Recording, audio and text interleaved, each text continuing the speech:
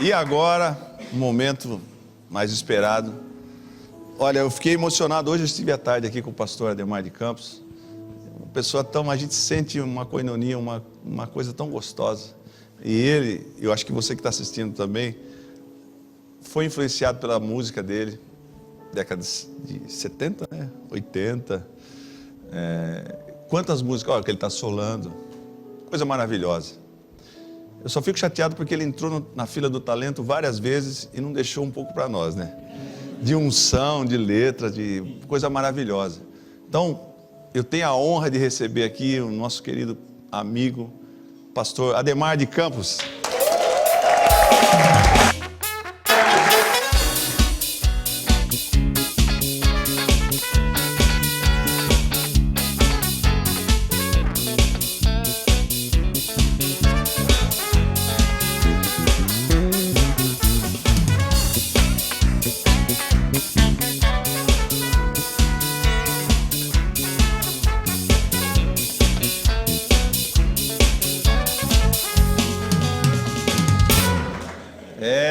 Glória a Deus, Deus é bom. Olha só, até fiquei bonito no vídeo, hein? A maquiagem ficou boa, viu, Adriana? É para rir, viu? Carlinhos, ajuda eu a rir aí, que o pessoal tá meio devagar. Poxa, aqui então, ele é pastor, ele é cantor, ele é músico, compositor. Mais de 600 canções marcaram a música cristã brasileira. E é uma honra para nós receber você aqui. Eu falo você porque a gente é contemporâneo, mas Sim. é o pastor Ademar de Campos. Eu noto assim a unção que as suas músicas carregam. Uma coisa maravilhosa, de experiência. Então, puxa, estou muito feliz de você estar aqui, pastor. Eu também. É recíproco isso. É mesmo? Com eu certeza. sei que é. E aqui, como diria o outro, as portas estão abridas, é nós, estamos juntos. Viu? Isso mesmo. Você se converteu em 74, pastor? Isso. Ano de 1974, no acampamento de jovens da Igreja do Evangelho Quadrangular. Uhul! Em São Paulo, de onde eu sou. E eram dias de carnaval. Ah. E foi no sábado de carnaval. Eu tinha uma programação com os amigos, né? Não era convertido. Minha mãe, que havia se convertido há pouco tempo, também frequentando a Quadrangular, ela disse: eu fiz a sua inscrição e você vai. Eu falei: tá certo. Manda quem pode e obedece. Nesse período você não tinha nenhum envolvimento com a igreja? Não tinha. Eu tinha 19 anos na época, né? E eu tinha uma atividade com os amigos. A gente ia pro litoral de São Paulo para farrear no carnaval. Minha mãe falou: você vai no acampamento. E lá encontrei a pessoa mais extraordinária do universo, que é Jesus. Glória a Deus. 44 anos se passaram e eu continuo impressionado com Jesus. Amém. Aqui Hashtag tamo junto, é nós também. Que bom. Você compunha antes de se converter, nesse período da praia aí? Não. Eu não tinha assim... eu tinha digamos, uma iniciação musicalmente falando, né? Que meu pai, ele tinha uns cantores preferidos dele e ele colecionava os LPs desses cantores. E ele achou que eu tinha que cantar aquelas músicas para ele se deleitar ali. E eu fui me aperfeiçoando, aprendendo e decorando as músicas dos cantores preferidos do meu pai, a ponto dele organizar festas, contratar um violonista, e o ponto alto da festa era o Demarzinho cantando lá. Olha os cantores. Era pequeno, né? Era pequeno, tinha que cantar. Mal sabia o meu pai que ele estava me preparando para... Ele não era cristão, né? Mas preparando-me para algo maior. Hoje, você é pastor da Igreja Comunidade da Graça em São Paulo. Você concilia o ministério pastoral com os compromissos como cantor? Como é que funciona? Na comunidade, nós temos, assim, digamos, 3 fundamentos principais em termos de doutrina, né? Em termos de visão ministerial.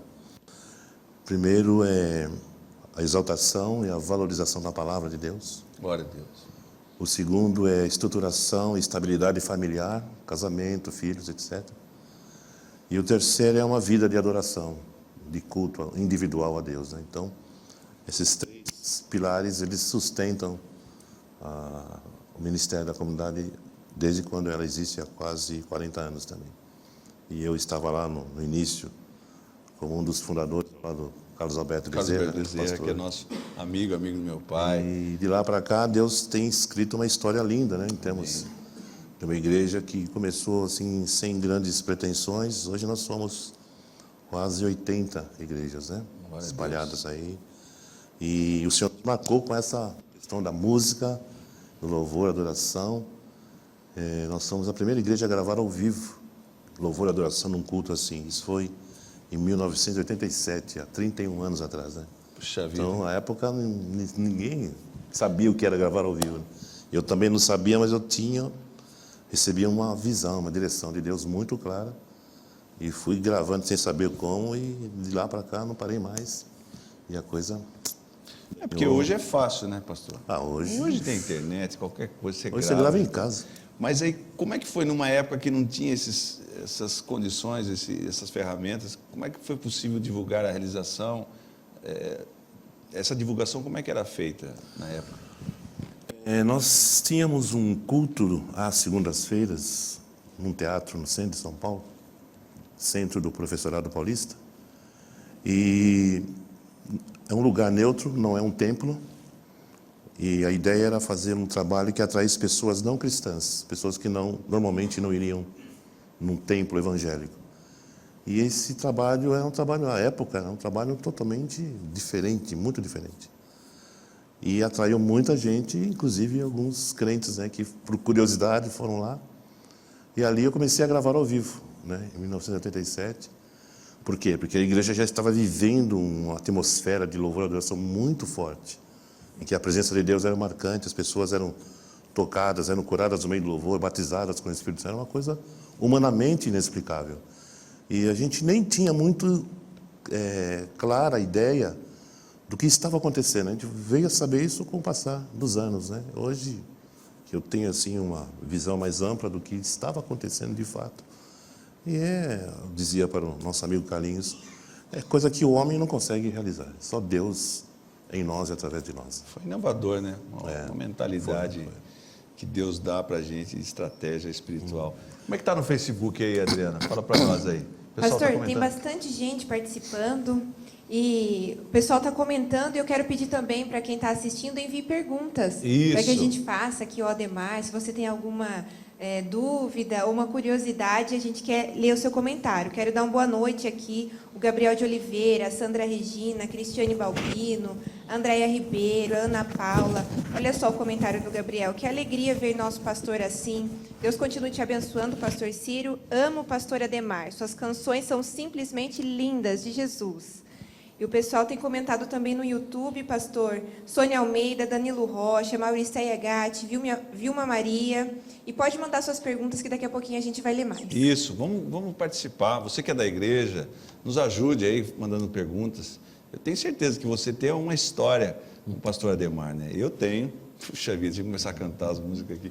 Aliás, se poderia, por gentileza, tem uma música que você sentiu que foi um ápice, assim, não um ápice, que te marcou bastante na sua carreira, que é significativo para você nessa caminhada aí? Eu tinha dito para a Adriana que tenho vários, né? Mas Verdade. sempre E tem mais de 600. Que marcou minha vida foram muitos. Porque o pastor Paulo Brito, ele é compositor e é pastor também. Ele disse uma vez para mim: Ademar, a música é como filho, que é algo que...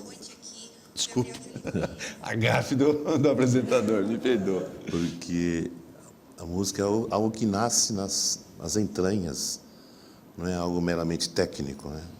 Porque começa com inspiração. E a inspiração vem de Deus para um propósito, para uma finalidade.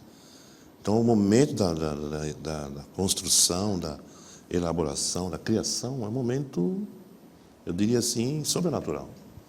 Porque eu saio daquele momento marcado. Como é que funciona esse processo? Então, você tem uns insights, tem um momento? não tem assim uma regra, né? Porque a inspiração, ela é espontânea. Por exemplo, você perguntou que música que mais me marcou. Uma das músicas que marcou muito a minha vida e a minha família foi Antes eu te conhecia de ouvir falar, mas agora de contigo andar. Eu sei o Deus que tenho, meu Rei, Senhor e Pai, te quero em minha vida mais e mais. Agora vejam só, queridos, o que aconteceu para essa música nascer. À época, eu e minha esposa ganhamos uma bebê, uma menina chamada Raquel. Só que ela nasceu com problemas congênitos de má formação e ela faleceu. Então, minha primeira experiência como pai foi gerar uma criança que morreu.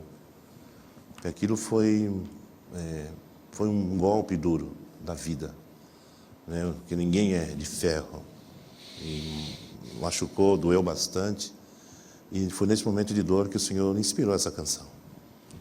Baseado na história de Jó, que perdeu tudo, perdeu os bens, perdeu a saúde, só não perdeu aquela mulherzinha, né? E ninguém merece, né? Mas Deus deu a ele em dobro tudo quanto ele tinha antes, capítulo 42. E os filhos que nasceram a Jó, as filhas, eram das mais formosas sobre a face da terra. E ele recebeu dinheiro e presentes, viu a 4 gerações dos seus descendentes e morreu farto de dias. Então esse é o Deus da virada, né? Ele dá tudo em dobro. Verdade. E ele levou a Raquel, hoje nós somos 9. Ele mostrou a foto da família, glória a Deus. Mostrou a foto da família, linda, maravilhosa. São 3 filhos, 2 genros e 4 netas. Então, Deus é o Deus da multiplicação. Mas sempre com um propósito, para que Ele seja glorificado. Essa multiplicação meramente pessoal, independente dos planos de Deus, não funciona. Glória a Deus. Fizeram uma pergunta aqui na internet que tem a ver com uma pergunta. O que o pastor Ademar acha? O Ricardo Bertolotto, um abraço, pastor. O que o pastor Ademar acha da música gospel atual? A diferença na essência musical e espiritual? Tem alguma diferença? Tem diferença, sim. Porque a época da minha conversão, a igreja vivia um momento assim, diferente. Um momento pioneiro, conquistador, e tinham assim, fundamentos muito definidos, né? A palavra de Deus, por exemplo, era um dos fundamentos que tinha muita prioridade, muita valorização há 40 anos atrás. E outra coisa também, não tinha mídia. Não que a mídia seja um problema, o problema é como se usa, né? Verdade. Então, era tudo assim muito espontâneo, muito, uma certa ingenuidade, mas com simplicidade, mas profundidade. Não que isso não haja hoje, mas como o universo ele se multiplicou e diversificou, fica difícil você ter um controle e você preservar a qualidade e a essência. Exatamente. Né? Então, eu observo isso, consigo comparar, porque eu vivi lá atrás, estou vendo o que está acontecendo hoje. Com certeza.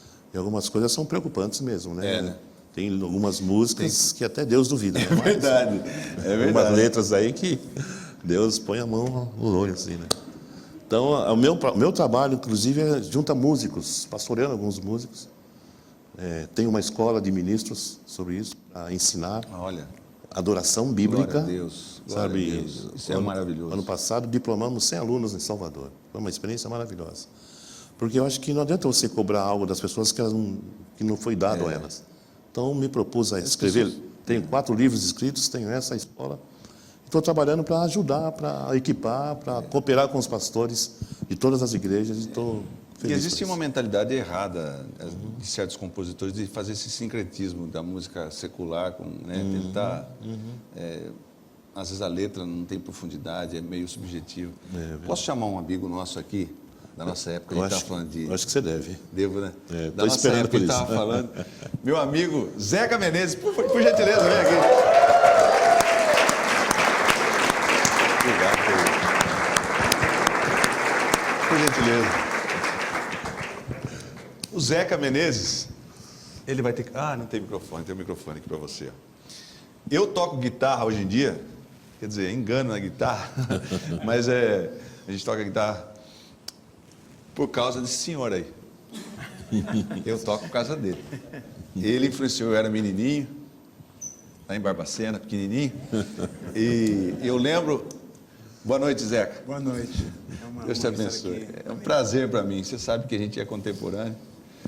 Recíproco é verdadeiro. E eu era menininho, eu vivia nas barras da calça do Zé Maria, do Zeca. E eu falava, Zé, deixa eu tocar. Sim, eles tinham uma paciência comigo, mas eu tinha um desejo de participar do louvor. Como minha filha, eu fiquei impressionado com compartilhar com vocês. Ontem, pastores, teve o culto aqui, e sabe, Zeca, pastor Ademar, eu acho que eu comentei com você à tarde, né? Foi. A minha filha, Zeca, eu orando pelas pessoas lá, ela subiu no púlpito e começou a orar pelas pessoas também. E ninguém segurava ela. Eu falei, porque eu fiquei preocupado, né? Porque a gente não está acostumado com isso. E ela veio aqui no estúdio e falou, gente, todo mundo fica quieto aqui, eu sou pastor, eu vou pregar aqui, eu não quero ouvir um pio. Eu falei, meu Deus, está puxando a avó. Porque a avó pegava pesado, essa geração sabe aqui, né Zeca? Você sofreu... Quanto tempo você está com a gente aí? Desde o início, desde que a pastora chegou, né? Deus me honrou. Primeiramente, boa noite a todos. Boa noite. É uma honra estar aqui na presença de amigos. Eu estou absolutamente emocionado. Glória a Deus. De fazer parte desse tripartido. Deus é o mesmo ontem, hoje e será eternamente. Então, eu fiz parte do início, no meio, e espero que o meu Spring seja tão igual ao começo. Amém. Então, eu estou com a pastora Osaide, com esse ministério desde o início. Meus pais foram convertidos aqui e nos coube o legado de segurar tudo aquilo que eles plantaram, oraram.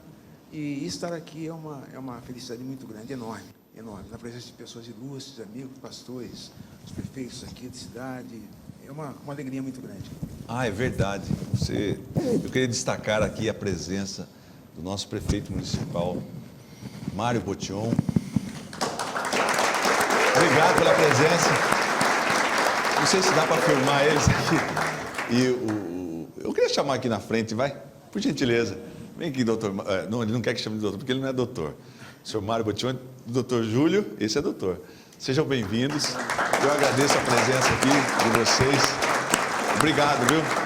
É um prazer para mim receber com carinho e que Deus abençoe a nossa cidade cada vez mais, dando sabedoria para vocês. Obrigado pela presença, viu? Amém. Sucesso. Amém. Desculpa aí, viu? É aqui, irmãos, tudo espontâneo, família. Eu não tenho esse protocolo. Eu não tenho contrato nem com a Rede Globo, nem com o SBT, com ninguém. Não tenho contato com Jesus. A preocupação nossa é que a gente quer fazer algo diferente, algo com qualidade, né? Assim, bacana. Mas continuando, Zé. Então, desde o início, nos coube, onde o muro era mais fraco, a gente tinha que montar a guarda pessoal.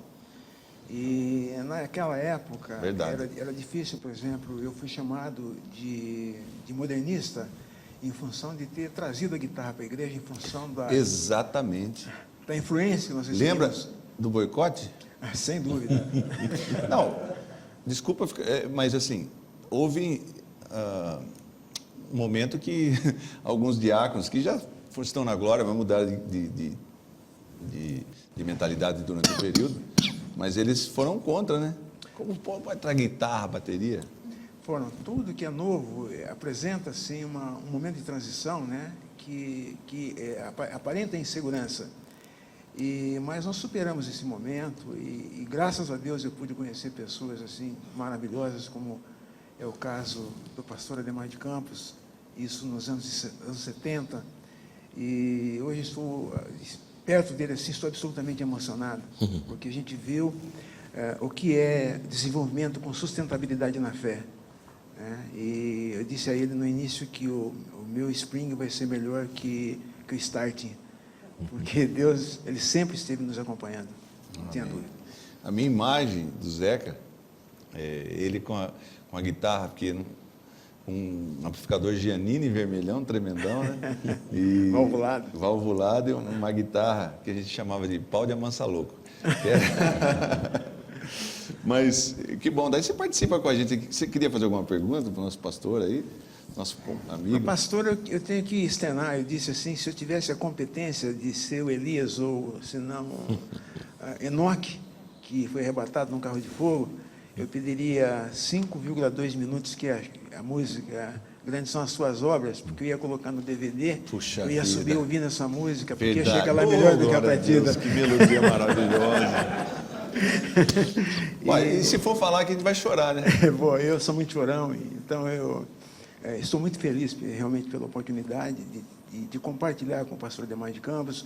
E nesse tempo em que eu estive acompanhando a pastora Osaide, a gente ficou um pouco ausente, porque certamente estava montando guarda junto com essa nossa guerreira, que quando entrava com a bolsa para frente, já sabia que tom que eu tinha que dar.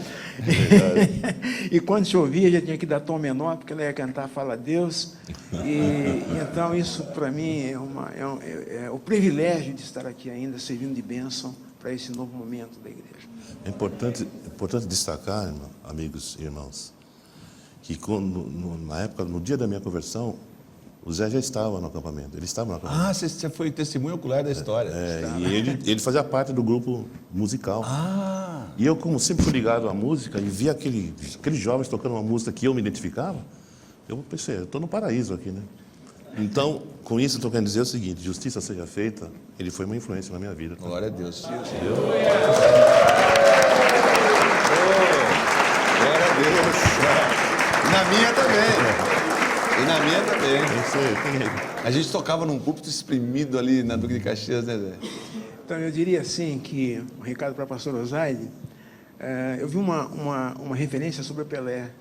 Quem fala do Pelé, fala dos fragmentos do Pelé, porque na época não tinha mídia para mostrar o que ele foi. Exatamente. E quem fala da pastora Osaide hoje, fala dos fragmentos dela, porque Bem só sabe quem vivenciou. Não tem como referenciar. É aquele gol da Rua Javali que o Pelé fez, todo mundo fala que ele chapelou, gente, ele chapelou não sei quantos e fez o gol, mas não tinha televisão, não tinha nada. E foi só narrado no jornal, né? Quero até justificar aqui porque eu sou chamado de Zeca Menezes, né? nos meus Redes sociais. Né? Redes sociais. Nickname. Uma vez ela me chamava de Zeca da Viola. Zeca da Viola. E como Deus ele nunca tira, ele acrescenta nesse novo upgrade em que eu vou estar fazendo outras coisas, porque hoje nós temos aqui músicos que são fantásticos, muito melhores que eu. Eu fico impressionado com o dom, o talento que elegiu dessa igreja. Eu mantive o DNA dela, mantive o Zeca, só que eu passei para Menezes. Mas o Zeca é o DNA dela, por isso eu não mudo. Amém. Que benção. Pastor Ademar, hoje o seu mais novo trabalho é o Legado 40.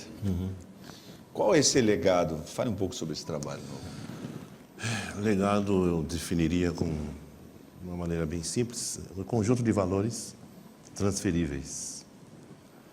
É uma herança que você recebe, você experimenta, você vivencia e você repassa.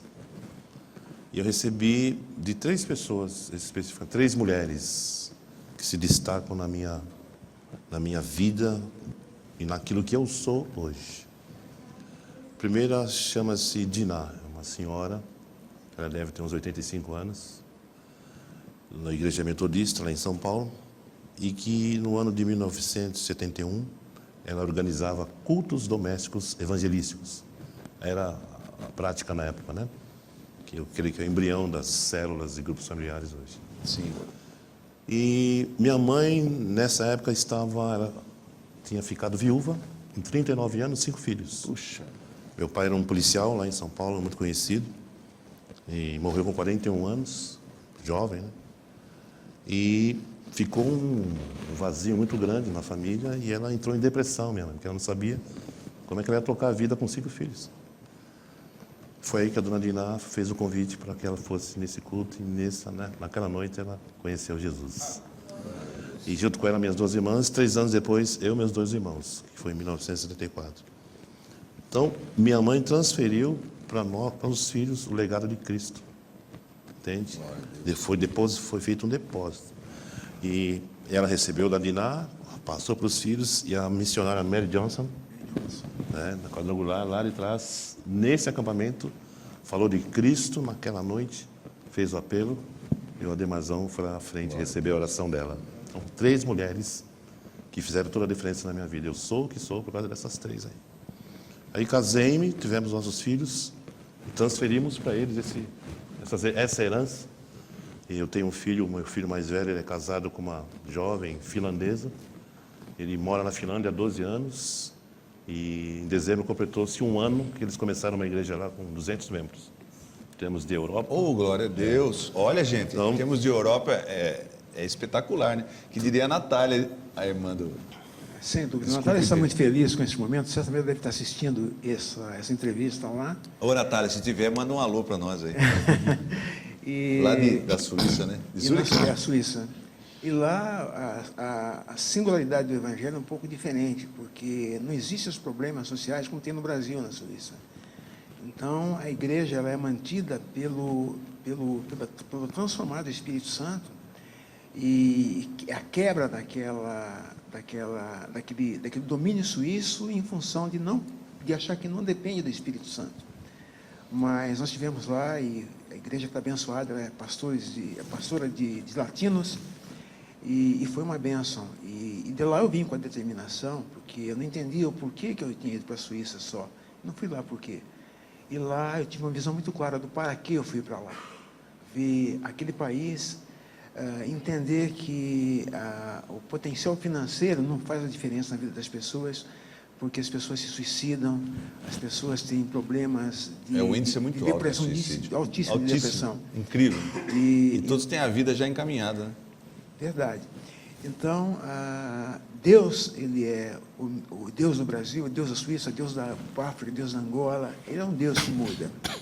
E então ela está trabalhando na obra e eu disse que ela é um dos 300 soldados de Gideão, juntamente com os pastores suíços, que estão segurando esse novo momento de transição pelo qual o mundo passa. Amém. Desculpa, nós interrompemos, mas o seu filho tem uma igreja com 200 pessoas, né? 200 pessoas, Que né? país?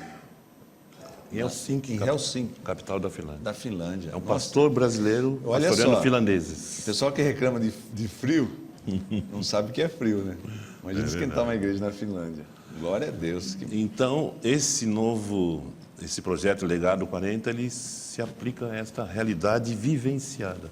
Porque eu sempre pautei, Menezes, por cantar aquilo que eu vivo, viver aquilo que eu canto.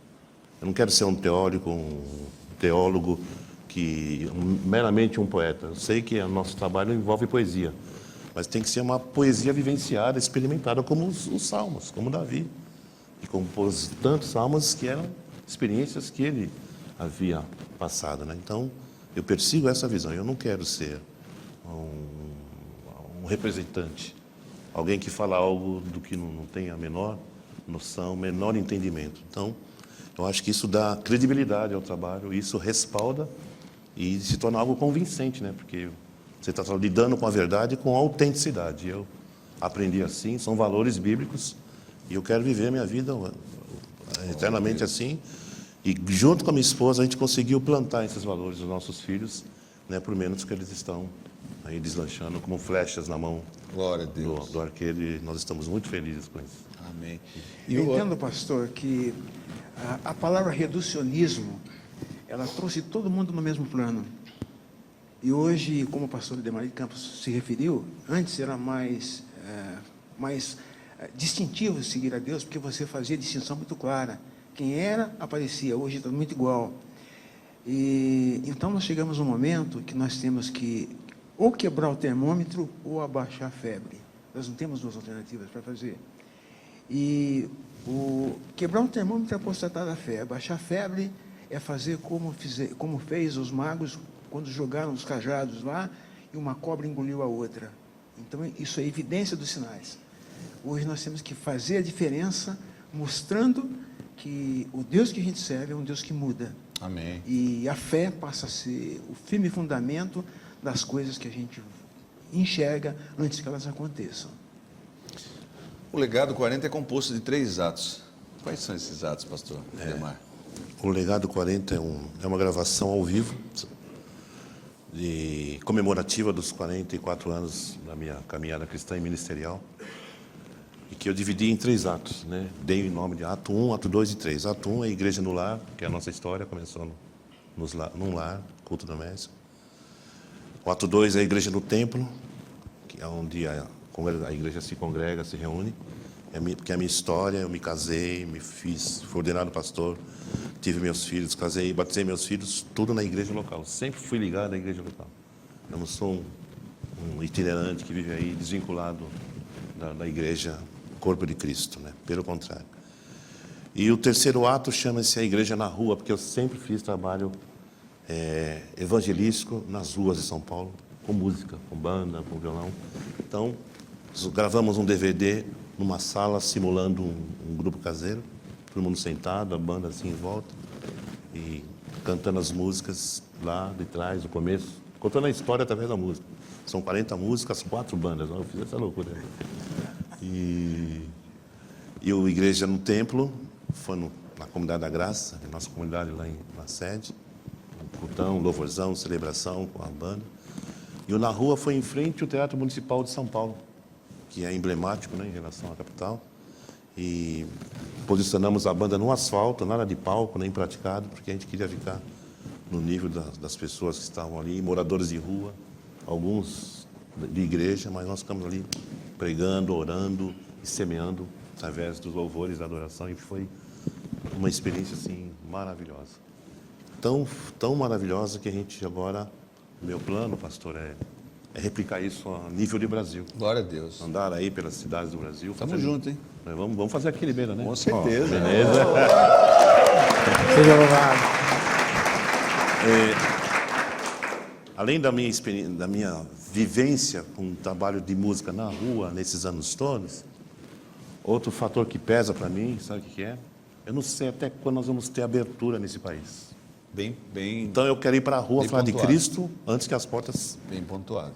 se fechem. A igreja precisa ir para a rua, gente. É verdade. Se nós só igreja para dentro é legal, eu gosto também, mas é o equilíbrio, né? Sem dúvida. Sair disso para fora. Exatamente. E de pregar, né? Toda aquela. Amém. Eu acho que todos aqui, como eu, a gente quer ouvir o pastor Ademar cantar, né? O pastor Ademar ensaiou. Você poderia, por gentileza, cantar para nós Vamos lá. aquela música que a gente Que a gente combinou? combinou.